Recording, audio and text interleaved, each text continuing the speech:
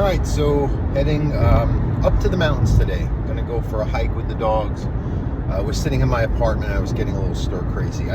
Although it's not really doing anything productive, if you will, I have to move. I have to go out in nature or do something if I'm not actually working, or I have things to do, but I'm procrastinating, so that's not getting done. So let me focus on something so I don't get sad and bored.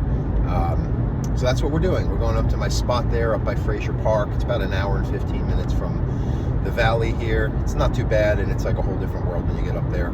I really considered getting a place to live there and then just coming down to LA a few days a week for work and seeing clients.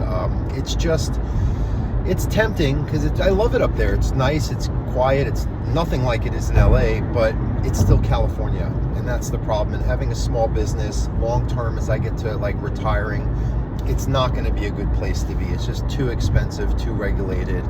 I mean, there's pluses. I have an established business I'm working with celebrities. I mean, this is like a dog trainer's dream to some, but unfortunately, there's no amount that I'm going to tap into, or I'm not going to work as hard as it would take to be able to afford a decent living situation and live long term, here somewhere near where my clients live. My clients are very affluent. I mean, if you saw the house I was in yesterday, it was so, and a lot of times these houses, that's what's kind of interesting. They'll be like built on hillsides, so like it doesn't, you can tell it's a nice neighborhood, you can tell it's a nice house, but you kind of enter the gates and start entering in, and it becomes like just levels and cavernous, and the yards are just, you literally feel like you're in an old Tudor mansion, not Tudor, like a Tuscany mansion, and like the landscaping is, you just think of how much must it cost to even just maintain, or the amount of thought and effort and expense to build this, to design it. These houses are just not just big, like you see these big open, the way that they're built, so intricate and so like, it's just, you have to go inside of some of these to understand it. It's so, it's beautiful. If I had the means, I would live like that. It's really cool. You're like, wow, this house is just like, feel this vibe here. It's like so nice. It's like, right, but there's just another lifetime maybe. But nonetheless, I guess it's to live even somewhere like a normal person in LA, it's going to cost millions. It's just too much.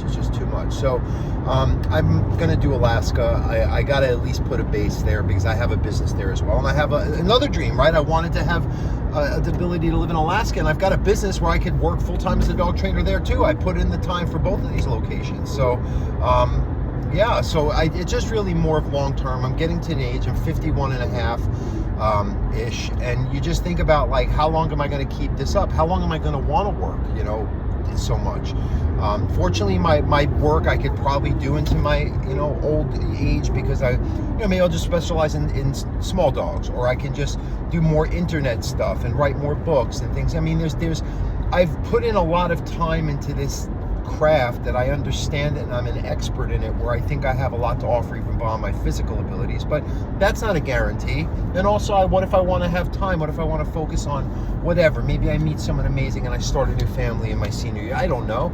But, again, I have to think of all of this, because if I lock myself into California, I'm locked into California. And again, where I would have to live to even be able to enjoy living here and live in a house, and the quality of life that I think anyone deserves who works hard and does the right thing, I'd have to be an hour and a half from where my work is, and every day, so I'd have to keep that to me, and blah, blah, blah, blah. So I'm headed up there, and I guess that's how this started. I'm going to go up there, just look around, hike, enjoy there's a nice little, like, I know it's kind of hippy-dippy. It's like a vegan-y kind of, like, I think they're like followers of like Hinduism, or like Sai Baba, some like that, like very like, very Ramdasi kind of vibe there.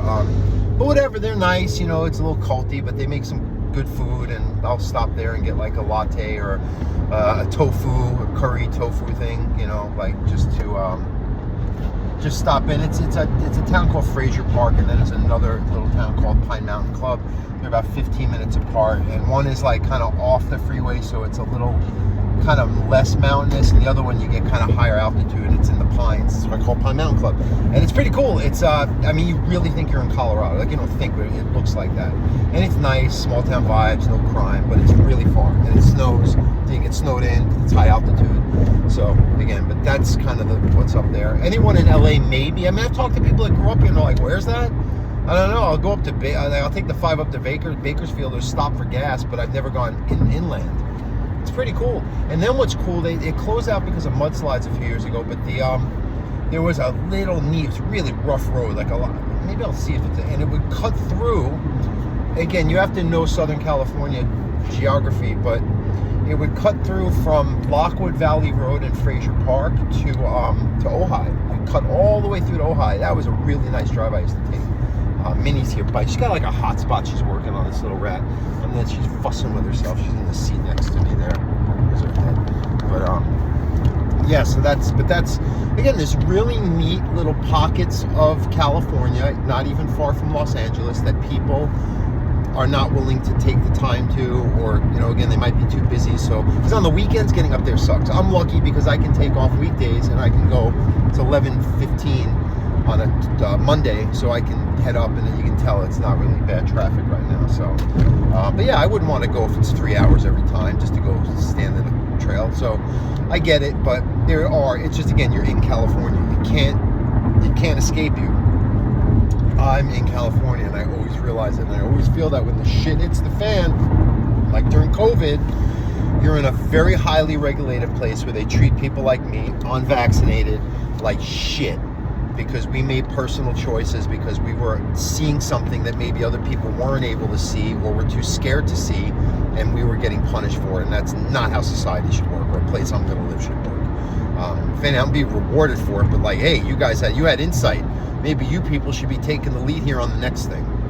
Again, I do it with dogs. I have insight. I see what's going on. People want to kick and scream and fight me and argue and try to fuck my inner peace up, but I see what's going on, and it's not just the dog realm. So, I had to buy a coffee today.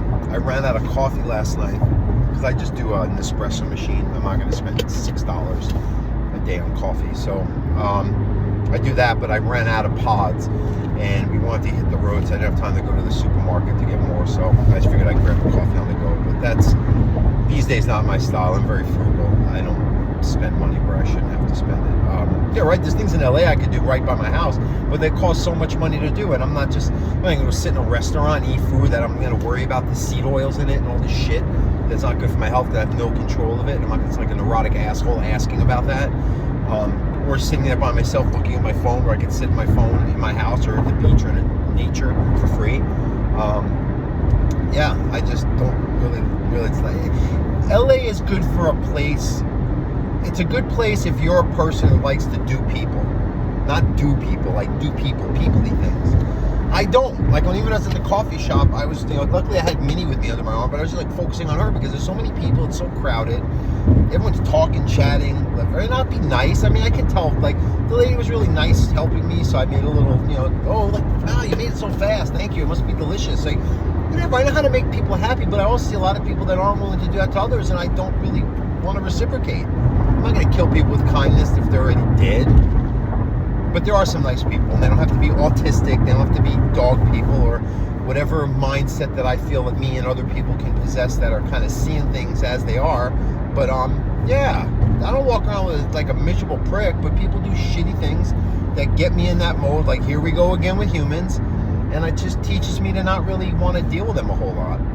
I'll deal with them to help them with their dogs, because we're in a commonality there. We're in the dog world, and when we're humans entering the dog world together, we're all nice. It's all nice. My group class, one of my favorite things to do for the week is be around all those my clients and their dogs, and all connecting, talking dogs, looking at dogs. My head's always down. That's great. I don't have to make eye contact. Well, I think my job's great. I can talk to people while not looking at them because I'm looking at their dog, and I can change what I'm talking about because their dog just did something else, and now I've got to change what we're talking about. That's why it's great to be an ADHD type of guy when you're a dog trainer. I wouldn't get away with this shit anywhere else. That's the truth of it. I just wish some more people could appreciate someone who's totally actualized themselves and understands who they are, what they're doing, and they found their path, and people still want to try to kick them off the fucking path. That's what bothers me. It's just people really you point out the truth and people want to say something because it makes them scared. It taps into their fears. It makes their insecurities get invoked. I don't think that's anyone's problem but their own. And anyway, yeah, I'm going on and on, but reality is, going up to the mountains. We'll wrap this up. Can enjoy time with my dogs. Dogs aren't like that. Dogs are just being dogs. Right, buddy? Right, Sue? Yeah, the head. That beef head right there. There it is. So that's that. I find my contentments. And I know dogs can find that in my presence as well. So when I ask people, if you think I'm crazy and you think that what I'm saying is off kilter or my own personal opinion, why is there a tangible response from a separate species than myself when I'm in their presence versus that same species gives a different negative response to other people who think that they're right, actually acting out chaotically in their presence because they think they're right? Who's seeing reality as it inherently exists? You tell me.